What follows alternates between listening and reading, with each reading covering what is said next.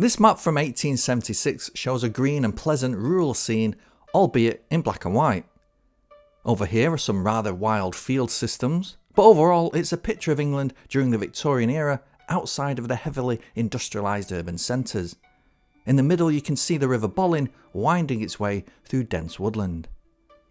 In fact, around this area where it says Oversleyford sat the archaeological remains of one of the largest and most significant prehistoric sites in the northwest of England, Oversley Farm, where a large farmstead was established in the early Stone Age and survived all the way up until the late Bronze Age.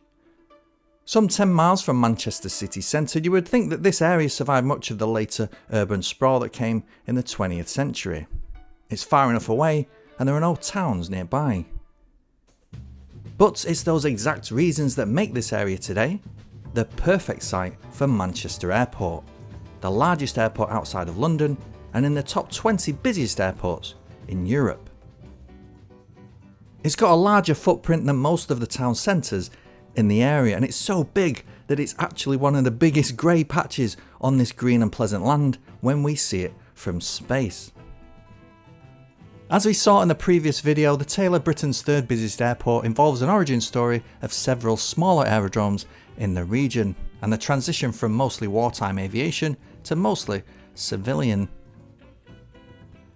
Before the airport, Ringway was the name of the parish here, an area of small farms bisected by a muddle of minor country roads and one semi-significant road, the newly designated A538, running between Altrincham and Wilmslow, otherwise known as Wilmslow Old Road. On all the old maps, Ringway is centred around this, Ringway Chapel, later St Anne's Church, and an inn called the Red Lion. Today both the chapel and the pub survive, though the latter is now called the Romper. The chapel has been rebuilt over the years, but together the two offer a glimpse into what life was like here before the age of flight intervened. As you can see, today they exist as a rare historic island surrounded by the very real, very modern Greater Airport structure. A stubborn holdout in a landscape that has disappeared beneath concrete. Other places in the area were quickly demolished to bring the airport into existence, and looking at them now makes an interesting exercise for history nerds like me. For example, one of the first places to go was this Fir Tree Farm, which on a map shows an extensive set of buildings on the old Yew Tree Lane. For your bearings, that now belongs to Terminal 3 and the nearby car parks. Just east of that was the fairly significant little hamlet of Hayhead, including another chapel. In fact, this part of Woodhouse Lane still exists today, albeit just to provide access to the dazzling array of multi-storey car parks utilised by the airport. With the soft underbelly of Barton realised, Manchester City Council narrowly voted for a new airport at Ringway in 1934, and construction got underway the following year. The first plane to land there was actually a de Havilland Hornet Moth, flown by a test pilot based at Wythenshawe, and intended to land at Barton, but due to that fog mentioned in the last video, couldn't make out the landmarks and so landed at Ringway instead. The new Air Minister has lost no time in making his appeal for the increased personnel required by the big expansion programme of the RAF, and he's rapidly getting around acquainting himself with every aspect of his responsibilities. He opens the new Ringway Airport at Manchester, which is situated 10 miles from the centre of the metropolis. Manchester, incidentally, was Britain's first city to establish a municipal airport. Ringway opened properly in 1938 as a purely civilian facility, offering just one flight abroad, operated by KLM to Amsterdam. An incredible 7,800 passengers used the airport in its first 14 months. Remember, air transport was still seen as very risky and misunderstood by the general public. Today, however, that's the same number you'd get passing through here on a busy morning. When war broke out in 1939, the airport was put into military use. The passenger hangars were used by Avro for assembly and maintenance of its Lancasters, Manchesters and Lincoln bombers. And extra buildings were installed in the northeast, where over 60,000 paratroopers were trained from, most of them landing at nearby Tatton Park. One of Ringway's first uses during the war was actually as a base for airborne training operations and experimentation. As a central landing school established in 1940, later on known as the Central Landing Establishment. It was at once a parachute training school, a technical unit, and a glider training squadron. In 1941, Ringway became the home of the self-contained No. 1 Parachute Training School.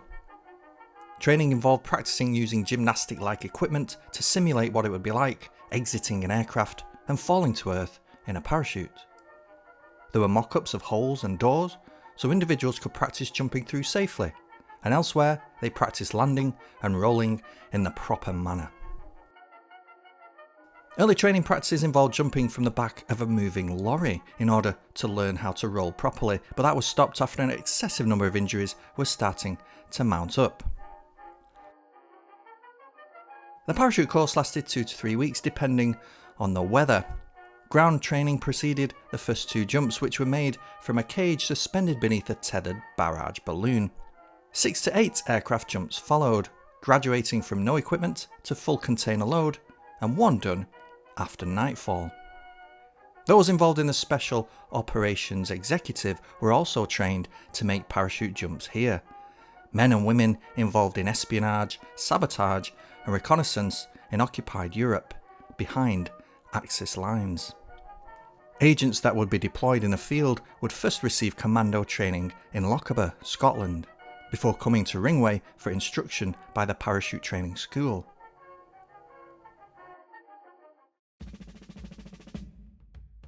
By the early 40s, problems caused by heavier and heavier aircraft landing on all grass landing strips hastened the laying of 2 asphalt runways. Over 4,400 aircraft were assembled at Ringway by Avro and Fairey Aviation, including the Fairey Barracuda, torpedo and dive bomber, the Fairey Battle single-engine monoplane light bomber, and the Fairey Fulmer, which was a carrier-borne reconnaissance fighter aircraft. Also produced at Ringway at various times were Bristol Beaufighters and Hanley Halifaxes, 4-engine heavy bombers similar to the Avro Manchesters. Over 100 Avro York military transporters were also built here over the years. After the war, the RAF kept a small presence here, but Ringway was mostly handed straight back over to passenger use, and by 1958 had reached over 500,000 passengers annually. Those wartime structures helped the airport expand quickly until what is today Terminal 1 was opened in late 1962. Lengthening of the runways over the years absorbed more and more land, cutting through local roads that had been used for centuries. In fact, part of the A538 can still be seen today in between the runways, not quite knowing what to do with itself.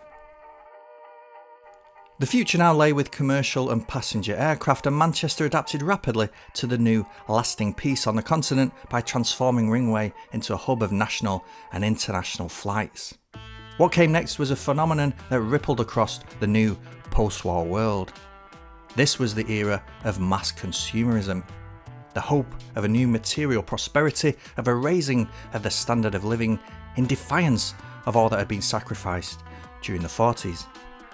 And for a travel industry that had suffered greatly during the war, mass consumerism meant taking the accelerated technology of flying, pushing it even further, and coupling it with a new generation of Brits looking to escape or to explore. The result was the arrival of the package holiday boom, and Manchester Ringway Airport was ready for it. Or was it?